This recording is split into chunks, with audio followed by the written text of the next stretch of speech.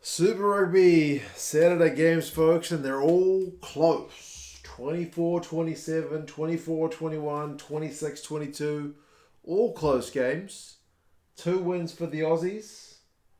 And the Highlanders managed to get their second win over in Fiji. We'll go over some key events, some stats, and the upcoming fixtures. You guys can let me know your thoughts before I head off to bed, seeing as it's midnight over here at NZ. But first one, certainly the best crowd we have seen in Super Rugby this this year was over in Fiji. That crowd was, I think, sold out, and it was loud as. Very passionate Fijian crowd to support the Drua boys. I really hope they can maintain even a close level for that, because that was proper stuff. The atmosphere was, yeah, you could feel it at home if you weren't there. It was great. Yeah, man, it was a cracking game. The Fijian Drua started that first half like mad. You get tries to Lamani on only 3 minutes, albeit with Gilbert hitting back on 8.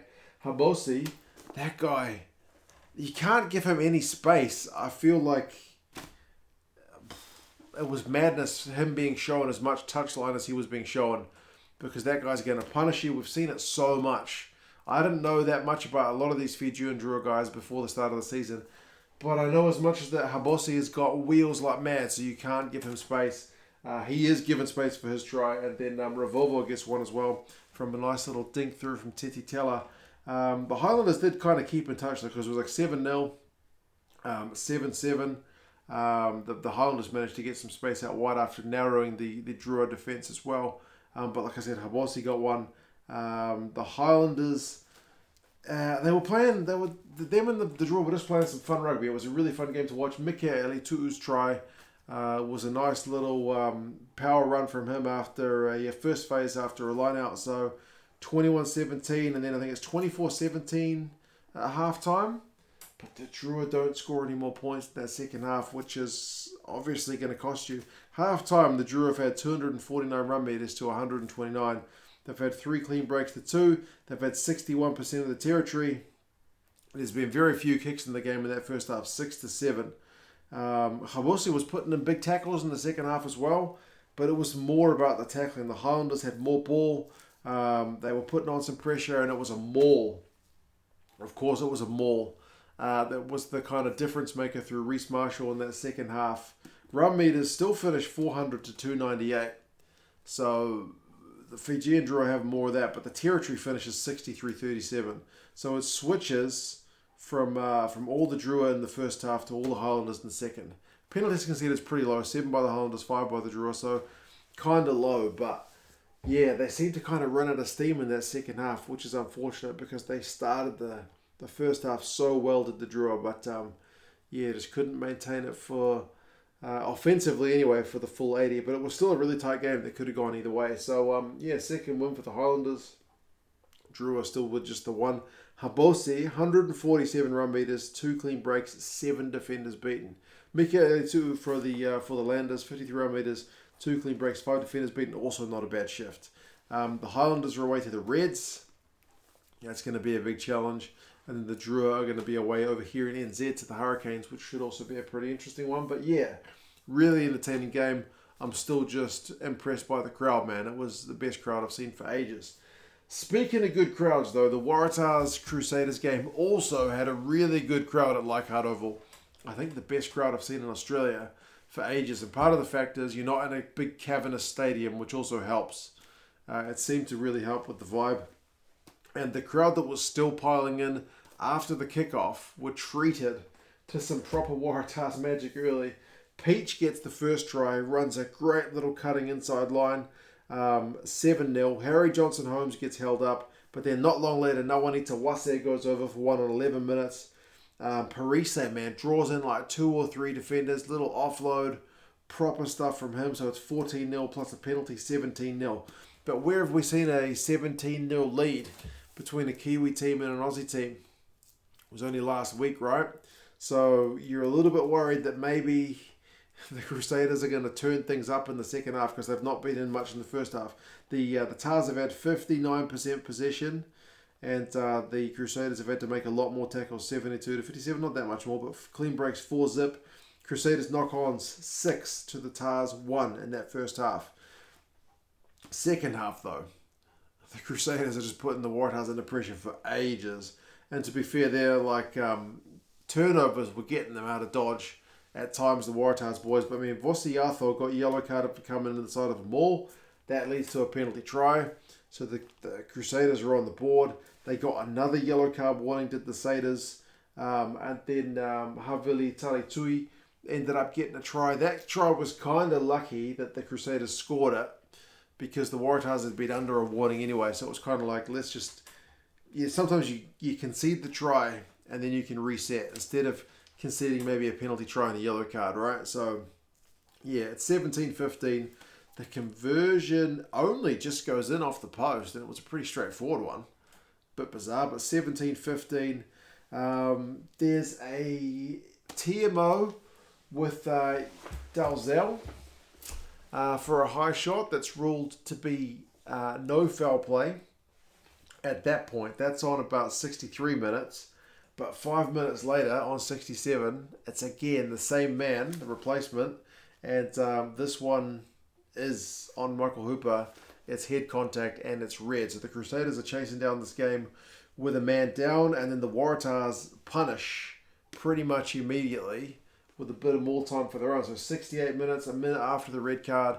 And Matera gets a yellow card. That's what I'm talking about. Like, sometimes it's better to concede the try and not get the card as well, or at least make them kick the conversion from wide, right? But Matera gets yellow carded, pretty much the same thing what we saw with Vosiatho. So down to 13 men, the Crusaders, 10-point lead. Surely the Crusaders can't come back from here, right? They gave it a bloody good crack, man. 13 men. They somehow managed to get one through Newell.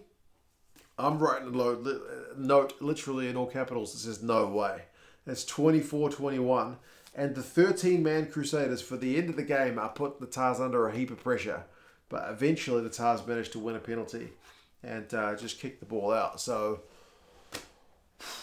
the Crusaders almost came back against all odds, but they couldn't quite pull the rabbit out of the hat this time.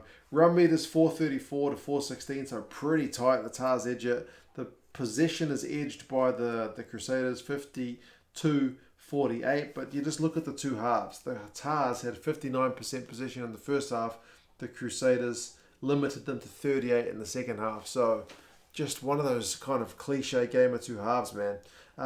Turnovers conceded 14 by the Crusaders, 7 by the Tars. Kind of a little bit uncharacteristic from the Crusaders, but also you got to credit the Tars guys. I mean, Gamble at the breakdown and whatnot. Really, really effective. Peach has 140 run meters, 3 clean breaks, and 10 defenders beaten. Not a bad shift. Whitelock 15 from 16 tackles for the veteran. But yeah, Crusaders have dropped 3 games now this season. It's kind of unheard of.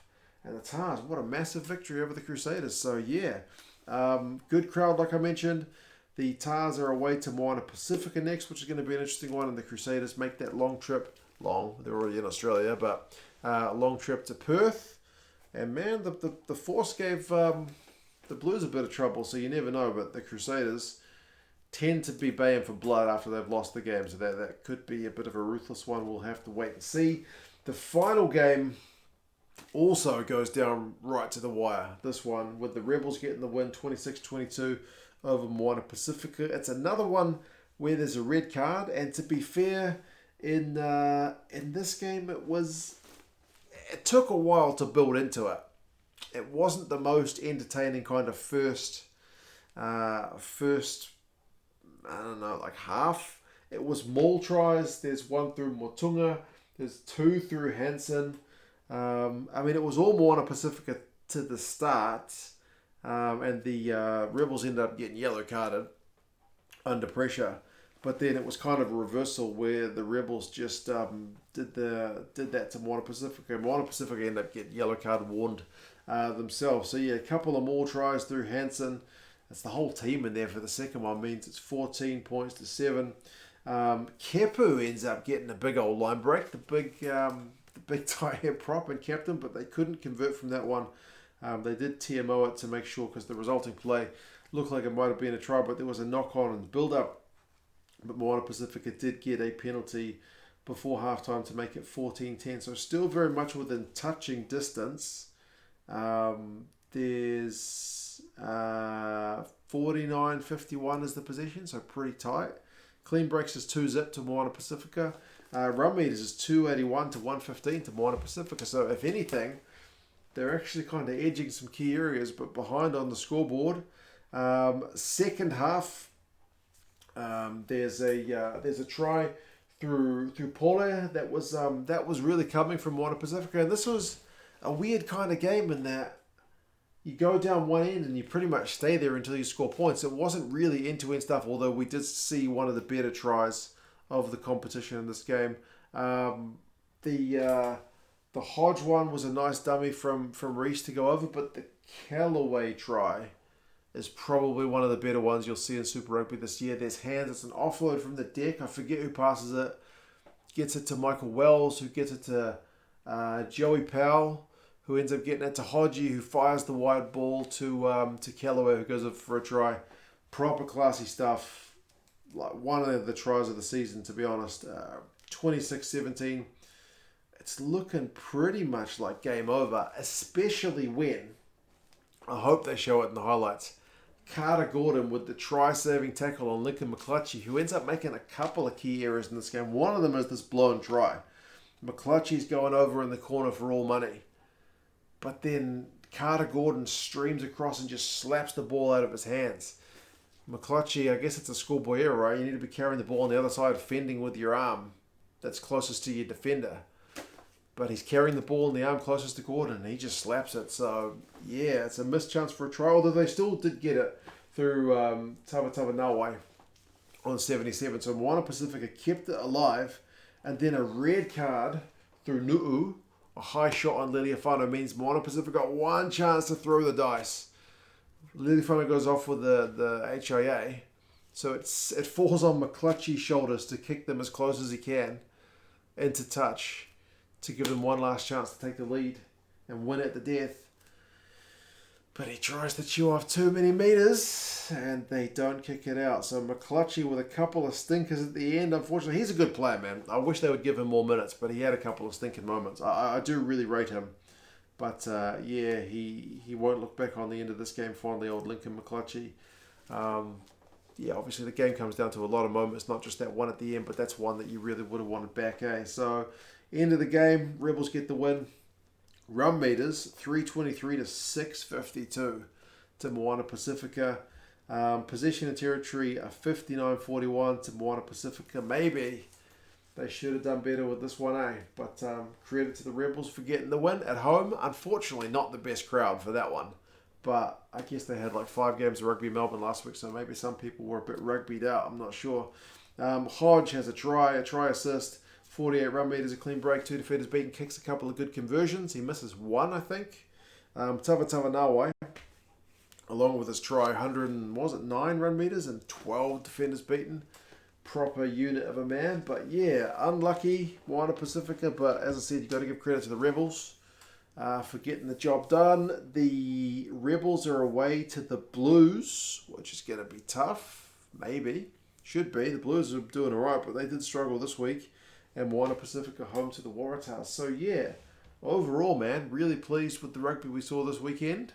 We've still got one game to go on the Sunday with the Brumbies and the Canes, but yeah, some genuinely pretty entertaining games.